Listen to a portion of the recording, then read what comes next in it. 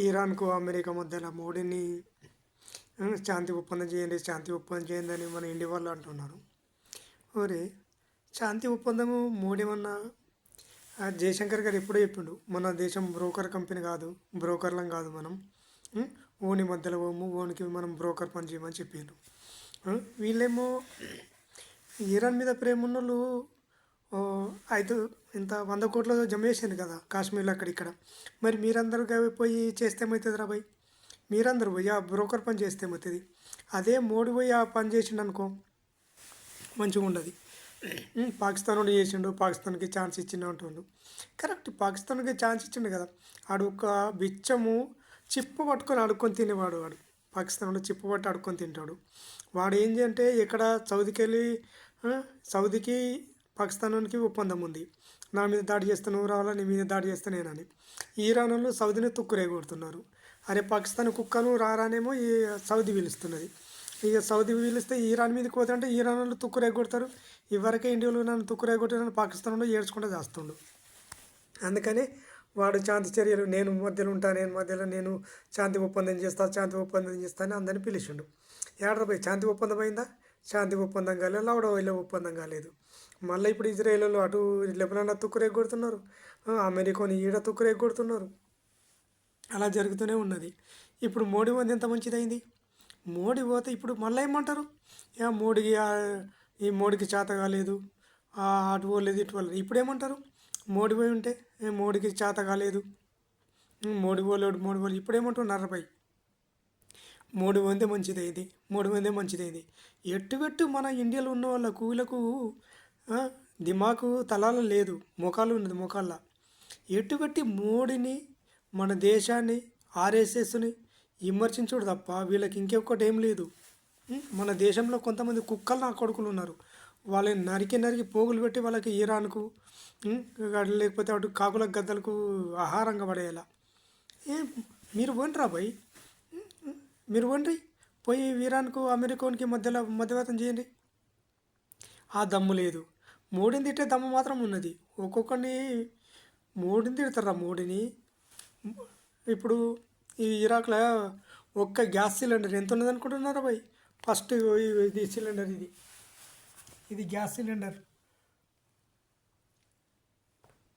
First 10,000 ఉండే, ఇక్కడి 10,000. ఇప్పుడు ఎంత అయింది? 40,000 అయింది. ఇప్పుడు ఒక్కొక్కటి 40,000 అయింది. ఈ సిలిండర్ 40,000. మన ఇండియా అట్లా ఉన్నది రా భయ్. మన ఇండియాలో పెట్రోల్కి ఏమన్నా తక్కువ ధర, వేరే ప్రతి ఒక్క దేశంలో పెట్రోల్ ధరలు పెంచిండ్రు, డీజిల్ ధరలు పెంచిండ్రు. పాకిస్తాన్లో అయితే కనీసం 1 లీటర్ పెట్రోల్ 500 రూపాయలు ఉన్నది. మన దేశంలో ఎంత ఉన్నది? 110 ఉందో లేదో, నువ్వు 100కు గంత లేదు. అట్లాంటప్పుడు మోడీ ధరలు మోడీ ఇటు చేయండి, మోడీ అటు. ఈ దేశంలో ఇవన్నీ పెరుగుతున్నాయి, వీటి గురించి మాట్లాడారు. ఏదైనా చిన్న రాగానే మోడీ ఇది ఏం చేసిండు, మోడీ ఇళ్ళకు పోవాలా. మోడీ ఎందుకు పోతారా భయ్? మోడీకి ఏమైనా తీట పట్టిందని పోతాడా? మోడీ మన దేశం కోసం ఉన్నాడు, మన కోసం ఉన్నాడు, మన బాగోగులు చూస్తే అందుకున్నాడు.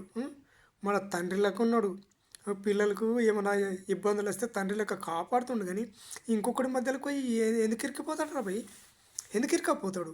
ఇంకొకరి మధ్యలో పోలేదు, ఇంకొకరికి ఇరకపోలేదు. మన దేశం కోసం ఏ దేశంతోనైనా మాట్లాడతాడు.